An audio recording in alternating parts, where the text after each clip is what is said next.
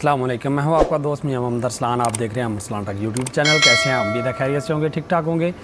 आज की इस वीडियो में हम बात करेंगे स्पेसिफिकली कि हमारा जो बिजली का बिल आ रहा है जो घरों में, क्यों इतने बड़े बिल आ गए हैं। ये पिछले माह के और उससे पहले भी और अभी, क्योंकि गर्मियों के 2-3 माह भी बाकी हैं। तो इन बिलों से निजात किस तरह से छुड़वा सकते हैं, हम इन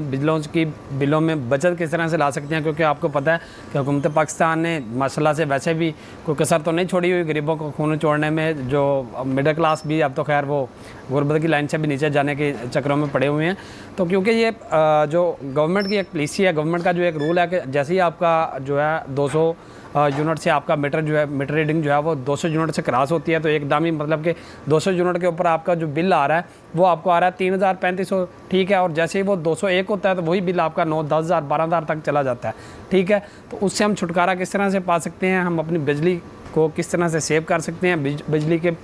बिल में किस तरह से हम बचत कर सकते हैं, और बिजली का जो हमारा पूरे का पूरा जो घर का हमारा सिस्टम है उसको हम किस तरह से अपने लोड को मैनेज करेंगे कि हमारा जो बिजली का बिल है वो कम हो जाएगा। तो बिना टाइम वेस्ट किए चलते हैं आज की वीडियो की जानिब। तो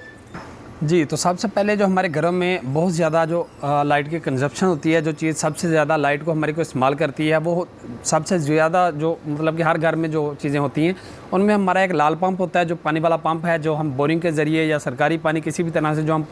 पंप से पानी ले रहे होते हैं। तो एक तो हमारा वो पंप होता है और दूसरा हमारे पास होती है हमारी इस्त्री, जो कि हर घर में हर तकरीबन रेगुलर इस्तेमाल होती है। अब इसमें भी जो सबसे ज़्यादा जो लाइट की कंजप्शन होती है वो जो हमारा लाल पंप जो होता है, जो हमारी मोटर होती है पानी वाली, उस मोटर को आपने देखा होगा कि ज़्यादातर ये जो शहर का एरिया जो होता है, किसी भी सिटी में आप जाएंगे तो वहाँ पर आपने देखा होगा कि मोटर के साथ एक छोटी सी टैंकी लगी हुई होती है। जैसे ही आप किसी भी नाले या टूटी को खोलते हैं, चाहे वो आप बाथ की हो या सहन की हो या किचन की हो, किसी भी आप मतलब कि टूटी को खोलेंगे, किसी भी नाल को खोलेंगे तो फौरी तौर पर आप देखेंगे कि वहाँ पर जो है हमारी साथ ही हमारा जो पंप है, जो हमारी मोटर है, वो भी ऑन हो जाती है। अब जैसे ही वो ऑन होती है, मतलब कि हमने टूटी बंद कर दी, अब फिर वो अपना प्रेशर मेंटेन किया और पंप फिर बंद हो गया, फिर घर के दूसरे फर्द ने टूटी खोली, फिर ऑन होगी, फिर बंद की, फिर बंद होगी। तो इस तरह से मतलब कि वो छोटी टैंकी लगी होने की वजह से मतलब कि वो डायरेक्टली उस टैंकी के ज़रिए से हमारे घर के तक जो सप्लाई जा रही होती है। तो उसमें क्या होता है कि हम जैसे टूटी को खोलते हैं तो हमारी मोटर ऑन होती है, और ऑन होने की वजह से, क्योंकि जब ये ऑन होती है तो उसके जो स्टार्टिंग एम्पेयर होते हैं वो 12-14 एम्पेयर होते हैं। तो उस पीक को भी, क्योंकि अभी जो डिजिटल मीटर लगे हुए हैं हमारे, ये उस पीक को भी कैच करते हैं, और फिर हमारा जो पंप है ये ठीक ठाक लोड भी ले रहा होता है, अच्छा खासा लोड लेता है। 4-3.5-4 एम्पेयर के ऊपर ये चलता है, जो छोटा पंप होता है, ठीक है। तो इसके लिए आपने क्या करना है कि सबसे पहली चीज़ कि अपने घर में आप एक बड़ी टैंकी लगवाएं, और टैंकी लगवाने के बाद आप उस टैंकी को एक दफ़ा फुल करें सुबह को, और सारा दिन इस्तेमाल करें, और एक दफ़ा शाम को आप फुल करेंगे तो सुबह तक आपका ये मैनेज हो जाएगा। या दूसरी सहूलत आपके लिए ये है कि अगर आप बार बार खुद से ऑन ऑफ नहीं करना चाहते या ऑन ऑफ नहीं कर सकते तो आप बड़ी टैंकी लगाएं, और बड़ी टैंकी लगाने के बाद उसके अंदर आप जो है वो एक फ्लोट वाल जो होता है, फ्लोट वाल लगवाएं, ना कि आप इसी छोटी टैंकी के साथ उसको अटैच करें। उसके ऊपर एक फ्लोट वाल मिलता है, जो कि आपकी टैंकी का पानी जैसे भरता है तो वो ऊपर चला जाता है, और तकरीबन 15 आप कह लें कि 40, 45, 50 लीटर के राउंड बोर्ड जब पानी खर्च होता है तो फिर वो मोटर को ऑन कर देता है, फिर 40-45 लीटर आपका पंप जो है वो टैंकी को फुल कर देता है, और फिर वो पंप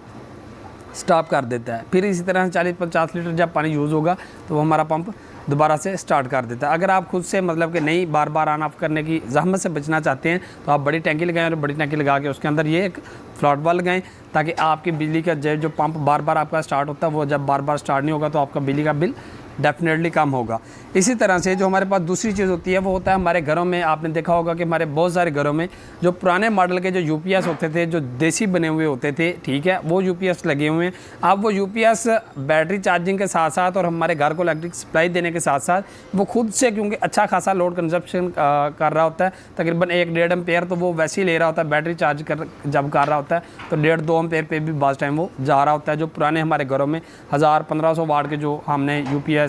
जो रखे हुए थे, या 2000-2500 वाट के जो यूपीएस रखे हुए थे, उनके अंदर ये होता है। दूसरी इसी के साथ हमारे यूपीएस के साथ जो हमारे यूपीएस की बैटरी होती है, जब आप नई लेते हैं तो उसी की बैटरी की टाइमिंग 3 घंटे 4 घंटे होती है, और जब कुछ टाइम गुजरता है, कुछ वक्त गुजरता है, तो कुछ वक्त और टाइम गुजरने के साथ साथ हमारी वही बैटरी की जो टाइमिंग है, मतलब कि जो उसकी लाइफ है, वो क्या है कि एक दफ़ा चार्जिंग के बाद 1 घंटा मैक्सिमम निकालती है। तो उसके बाद क्या होता है कि जब लाइट आती है या लाइट हम मतलब कि उसको रिचार्ज करते हैं तो वो बैटरी क्योंकि ख़राब हो चुकी होती है तो वो चार्ज चार्जिंग में बहुत ज़्यादा टाइम लेती है और जो है वो डिसेबल होने में या कह लें कि वो अनचार्ज होने में या यूज़ होने में वो 1 घंटे में ख़त्म हो जाती है। तो ऐसी बैटरी को बिल्कुल और फौरी तौर पर रिमूव करें और किसी अच्छे ब्रांड की बैटरी ला के वहाँ पर इंस्टॉल करें। और अगर आपने घर में UPS रखा हुआ है तो जो आपके पास देसी UPS है जो आपके घरों में, तो उस देसी UPS को हटा दें। और देसी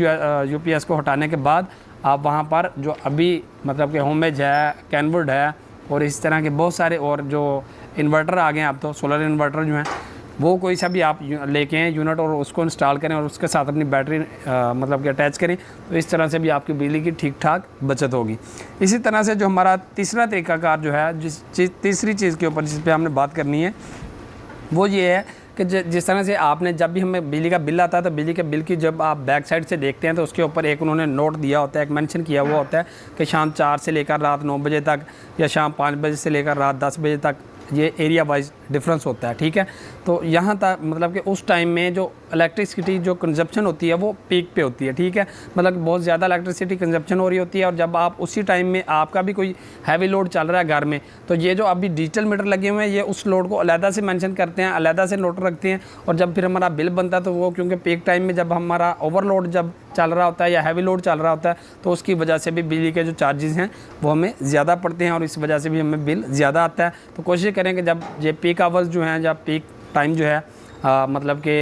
ज़्यादा लोड का जो टाइम है लाइट का, ये आप अपने बिल से देखें और उस टाइम शेड्यूल के हिसाब से अपने पंप को अपनी और दिगर जो आपकी हैवी लोडेड चीज़ें हैं मतलब कि ओवन वगैरह या इस्त्री वगैरह इनको इस्तेमाल ना करें।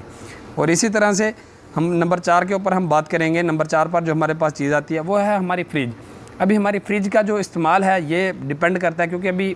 अब हर घर में तो क्योंकि नई फ्रिज नहीं है, ना हर घर में इन्वर्टर फ्रिज है, इन्वर्टर तो अभी आ रही है। तो अगर हर घर में इन्वर्टर फ्रिज नहीं है और हम फ्रिज का इस्तेमाल किस तरह से करते हैं कि बहुत सारे लोग रात को क्या करते हैं कि फ्रिज को चला देते हैं, सुबह तक चलती रहती है, बर्फ़ वगैरह जमा देती है और सुबह उठते हैं नमाज के टाइम उसको बंद कर देते हैं और फिर सारा दिन फ्रिज आपकी बंद रहती है और फिर रात को आप चलाते हैं। तो इस तरह से जब आप रात को चलाते हैं तो रात से लेकर सुबह तक वो फ्रिज आपकी नॉन स्टॉप चलती है और पूरी पावर के साथ चलती है। ठीक है, तो उसमें क्या होता है कि हमारी इलेक्ट्रिसिटी जो है वो बहुत ज़्यादा कंजप्शन हो रही होती है, इलेक्ट्रिक जो है वो बहुत ज़्यादा यूज़ हो रही होती है। तो क्या होता है अब सारी रात हमारी फ्रिज चल रही है, अब दूसरे दिन हमने बंद करना है तो सारा दिन में क्योंकि वो इस्तेमाल हुई है फ्रिज, कुछ चीज़ निकाली है रखी है, कूलिंग ख़त्म होगी, अब रात को चलाएँगे तो वो फिर नए सिरे से वो सारे का सारा प्रोसेस होगा। तो ऐसा हरगिज़ ना करें। जब आपके पास फ्रिज है अल्लाह ने दी हुई है तो आपने सबसे पहला जो काम करना है कि फ्रिज आपने अभी क्योंकि बहुत ज़्यादा गर्मी है तो अगर आप टेम्परेचर को अपने जो थर्मोस्टेट होता है फ्रिज के अंदर जिसके ऊपर गिनती लिखी हुई होती है, नाब होती है, उसको आपने 5 के ऊपर सेट करें। 5 के ऊपर आपका नीचे वाले खाने में और ऊपर वाले खाने में बेहतरीन किस्म की परफॉर्मेंस देती है फ्रिज। ठीक है, और इसमें होता क्या है कि 24 घंटों में अगर आपकी फ्रिज बंद रहती है, आप बार बार फ्रिज को खोलते नहीं, इस्तेमाल नहीं करते, तो 24 घंटों में मैक्सिमम आपकी फ्रिज 4 साढ़े 4 या मैक्सिमम 5 घंटे फ्रिज आपकी चलेगी। मिनिमम जो है 3 घंटे और मैक्सिमम आपकी 5 घंटे फ्रिज चलेगी। तो इस तरह से आप अपनी बिजली का जो लोड है, बिजली के जो मतलब कि कंजप्शन है उसको आप बचा सकते हैं। तो और इसी तरह से एक और चीज़ जो हमारी फ्रिज के साथ, अगर आपने काफ़ी पुराने मतलब के फ्रिज है आपके पास, तो आपने देखा होगा कि फ्रिजों के ऊपर एक स्टेबलाइजर होता है 3500 वाट का, 2000 वाट का, 1500 वाट का, कि हमारे जो इलेक्ट्रिक है मतलब कि अगर वोल्टेज कम आ रही है तो उनको पूरा करके वो फ्रिज को देता है ताकि हमारा कंप्रेसर ख़राब ना हो। तो उस स्टेबलाइजर को फौरी तौर पर उतारें और उसके मुतबादिल एक और डिवाइस आई हुई है मार्केट में, ठीक है, वो ला के आप लगाएं। उस डिवाइस के वाले से इंशाल्लाह मैं पूरी एक वीडियो आपको बना के नेक्स्ट इंशाल्लाह बहुत जल्द आपके साथ शेयर कर दूँगा। उसको हटा दें।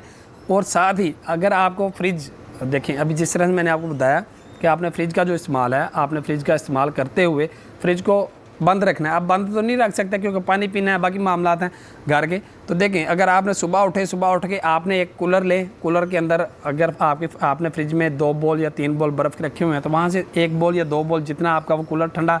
करने के लिए इस्तेमाल आप करते हैं या जितना पानी आपको ठंडा चाहिए तो कूलर को पानी से भरें, उसमें वो बर्फ़ डालें, उसको ढक्कन लगा के उसको बाहर रखें फ्रिज से। और फ्रिज आपकी बंद पड़ी हुई है, अब सारा दिन अगर आपने पीने के लिए या दिगर पीने के लिए ठंडा पानी आपने इस्तेमाल करना है तो बार बार आपको फ्रिज खोलने की ज़रूरत नहीं है। जब आपकी फ्रिज बार बार खुलेगी नहीं तो उसके अंदर क्योंकि कूलिंग सेव रहेगी और कूलिंग सेव रहने की वजह से आपकी बिजली की खपत बहुत कम होगी। तो इस तरह से आप बार बार फ्रिज को ऑन ऑफ़ करने के झंझट से भी बचेंगे और फ्रिज जो है आपकी इलेक्ट्रिसिटी का जो एक बहुत ज़्यादा मतलब कि कह लेंगे ख़र्चा होता है फ्रिज का, वो भी आपका कम हो जाएगा। इसी तरह से जो हमारे पास नंबर 5 चीज़ है, नंबर 5 पर आता है कि हमारे पास जो हमारे घरों में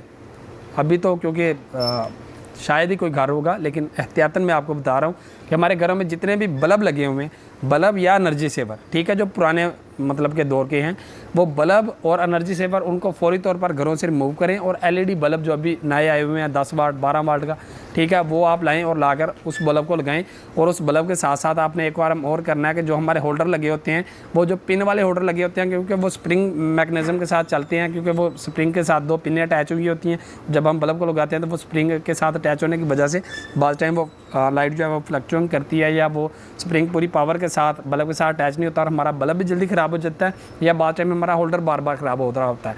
तो आपने जो पहला काम करना है, आपने पूरे घर के एनर्जी सेवर और बल्ब वो, और इसमें जो हमारे 0 वाट के, क्योंकि बहुत सारे हमारे घरों में बाथरूम्स वगैरह में 0 वाट का हमने बल्ब लगाया हुआ होता है, या रात को हम सोने के लिए 0 वाट का बल्ब इस्तेमाल करते हैं, हालांकि वो भी 0 वाट का होता नहीं है, वो भी तकरीबन 25, 30, 35 वाट का तक का वो बल्ब होता है। बाज़ बल्ब 50 वाट तक के भी होते हैं जो हमारे 0 वाट के बल्ब होते हैं। तो आपने उन बल्ब्स को, उन एनर्जी सेवर को रिप्लेस करना है किसके साथ, एलईडी बल्ब के साथ। और साथ ही आपने जो उनके होल्डर्स हैं वो आपने चूड़ी वाले लगाने हैं, पिन वाला होल्डर नहीं लगाना, चूड़ी वाला होल्डर लगाना। उससे आपकी जो बल्ब की ग्रिप है वो अच्छी बनती है, और क्योंकि लाइट की फ्लक्चुएटिंग नहीं होती, जॉइंट ठीक तरह से बैठते हैं और आपका जो लाइट का लोड है वो भी कम होता है। और आप उस तरह से मतलब कि जब आपका बल्ब एलईडी लग जाएगा तो भी आपकी जो लाइट है वो बहुत कम इस्तेमाल होगी, और इस तरह से आप अपने बिल को सेव कर सकते हैं, अपने बिल को बचा सकते हैं। इसी तरह से जो नंबर 6 पर हमारे पास जो आप कह लें कि जो चीज़ है वो है कि हमारे घरों में जितने भी बड़े टीवी, क्योंकि जो पुराने दौर के टीवी हैं हमारे देहातों में अभी भी मौजूद हैं, शहरों में भी बहुत सारे घरों में मौजूद हैं, तो उन टीवीज़ को कोशिश करें कि उनको रिमूव करें जल्दी से जल्द, क्योंकि जो हमारे पास पुराने मॉडल के टीवी हैं वो 150 से 250 वाट के राउंड अबाउट जो है एम्पेयर मतलब कि 150 से 250 वाट का लोड वो इस्तेमाल कर रहे होते हैं। और जो एलईडी आई है वो उसकी निस्बत 25-30 वाट के ऊपर वो हमारी एलईडी चलती है, तो उसको आप रिप्लेस करेंगे तो इंशाल्लाह इससे भी आपका बिल बहुत जल्द कम हो जाएगा। और इसी तरह से जो हमारा एसी जो है, इसी तरह हमारे एसी का जो इस्तेमाल है वो भी डिपेंड करता है। अभी बाज़ टाइम इस तरह से होता है कि हमने जी एसी चलाया हुआ है और फिर कंबल लेके सोए हुए हैं, तो फिर ज़ाहिर बात है बिल तो उसी तरह से आएगा। जो हमारा एसी है इसको आप कोशिश करें हत्तुल इम्कान कोशिश करें आप कि इसको 26 पे 27 के ऊपर सेट करें और इसको चलाएं। और अगर आपके पास पुराने मॉडल के एसी हैं तो उसको तो लाजिम तौर पर आप 27 के ऊपर ही चलाएं, ठीक है। और अगर आपके पास इन्वर्टर है और उस पर भी आप बिजली की सेविंग चाहते हैं तो फिर इन्वर्टर को भी आप 26 या 27 पे चलाएंगे। तो क्या होता है कि जो हमारे सादे यूनिट हैं उनमें तो क्योंकि बिजली की कंजप्शन ज़्यादा है, इन्वर्टर की निस्बत वैसे ही बहुत ज़्यादा है, लेकिन इन्वर्टर में ये है कि इन्वर्टर जो हमारा यूनिट है ये वेरिएबल होता है, मतलब कि ये अपनी कूलिंग, जैसे रूम की टेम्परेचर 26 आपने सेट किया, रूम टेम्परेचर जैसे 26 होगा, ये अपने कंप्रेसर की स्पीड को भी वेरी कर लेगा, उसको मतलब कि स्पीड कम करेगा, आपकी लाइट कंजप्शन कम हो जाएगी। इसी तरह से जो आपके ब्लोअर की मोटर है उसकी स्पीड को कम करेगा, आपकी लाइट कंजप्शन और कम हो जाएगी। इसी तरह से अपने आउटडोर की जो इसकी मोटर है उसको भी स्पीड को वेरी करेगा, कम कर देगा, तो आपके लोड की जो इलेक्ट्रिसिटी है उसकी खपत और कम हो जाएगी। तो जब भी आप एसी को इस्तेमाल करें तो उसको 22, 25, 26 पर रखने की बजाय आप 26 पे सेट करें। 26 पे अच्छा फील होता है आपको, ठीक है। उसमें यह है कि आप कंबल वगैरह जब आपको ज़्यादा को ठंड वगैरह लगे तो आप ज़रूर ले लें 26 पे भी, अदरवाइज़ आपको 26 पर यूनिट अपने को रखें, अपने एसी को 26 पर सेट करें और 26 पर चलाएं। और उससे क्या होगा कि आपका जो रूम टेम्परेचर है, जो आपका इर्द गिर्द का जो माहौल है वो भी बेहतरीन हो जाएगा, और साथ ही साथ आपके ऊपर जो आपके जेब के ऊपर जो ये इलेक्ट्रिसिटी का इजाफी बर्डन होता है ये भी आपकी जेब के ऊपर नहीं आएगा। और इसी तरह से नंबर 7 पर जो हमारे पास 8 पर जो हमारा पॉइंट है वो ये है कि आप कोशिश करें कि आप अपने घरों में, अगर आप मतलब कि आपके पास गुंजाइश है, आप मतलब कि परचेज़ कर सकते हैं, तो आप सोलर पैनल परचेज़ करें और अपने घर की जो इलेक्ट्रिसिटी का निज़ाम है वो किसी हद तक आप सोलर पर शिफ्ट कर लें। क्योंकि अगर आप अपने घर का निज़ाम सोलर पर शिफ्ट करेंगे तो क्योंकि हमारे पास पाकिस्तान में तकरीबन 365 दिनों में से 300 सवा 300 दिन तो मामूल के मुताबिक सूरज निकलता है, हमें सूरज की रोशनी मिलती है। तो इस लाइट को, इस रोशनी को हम अपने मफाद के लिए, अपने फ़ायदे के लिए इस्तेमाल करें, तो सोलर पैनल का इस्तेमाल करें। अब जो लोग अफोर्ड कर सकते हैं, जो लोग परचेज़ कर सकते हैं वो तो मतलब कि अपने घर के लोड के हिसाब से उसको परचेज़ करें। अब किस घर का कितना लोड है और उस हिसाब से कितना आपको सोलर पैनल चाहिए, उसके लिए इंशाल्लाह मैं बहुत जल्द एक वीडियो बना रहा हूँ, काम कर रहे हैं हम लोग, इंशाल्लाह बहुत जल्द आपके सामने एक वीडियो मैं बना के पेश करूंगा। और इसी तरह से जो हमारे घर छोटे हैं, फैमिली छोटी है, मतलब 4-5 लोग हैं घर में और दिन में एक ही पंखा यूज़ होता है, रात को भी एक ही पंखा यूज़ होता है, ठीक है। तो ऐसे घर के लिए कि किस तरह से आप अपने घर के निज़ाम को मैनेज करें या आप किस तरह से सोलर को लगाएं कि आपका तकरीबन 30 से 35 हज़ार रुपये के अंदर अंदर आपका सोलर मतलब कि सोलर प्लेट और उसके साथ जो बाकी उसके लवाजमत हैं वो लगा के तो आप किस तरह से अपने बिजली के बिल को कम कर सकते हैं, इंशाल्लाह इसके ऊपर भी मैं डिटेल के साथ एक और वीडियो बना दूँगा। तो उम्मीद है कि आज की वीडियो आपके लिए काफ़ी हेल्पफुल रही होगी, कुछ ना कुछ आपको सीखने को ज़रूर मिला होगा। तो उम्मीद है कि आज की ये वीडियो आपके लिए हेल्पफुल रही होगी, आपको कुछ ना कुछ सीखने को मिला होगा। अगर ऐसा है तो हमारे इस चैनल को सब्सक्राइब करें, हमारी वीडियो को लाइक्स करें और अपने दोस्त अहबाब और रिश्तेदारों के साथ हमारी वीडियो को ज़रूर शेयर करें। और इसी तरह से अगर आपका इलेक्ट्रिकल का या HVACR का, एयर कंडीशनिंग का किसी भी तरह का कोई मसाइल हो आपके साथ, तो आप बिला झिझक हमें कमेंट में हमसे रब्ता कर सकते हैं, या हमारी वीडियो के स्टार्टिंग के ऊपर और वीडियो के ऊपर आपको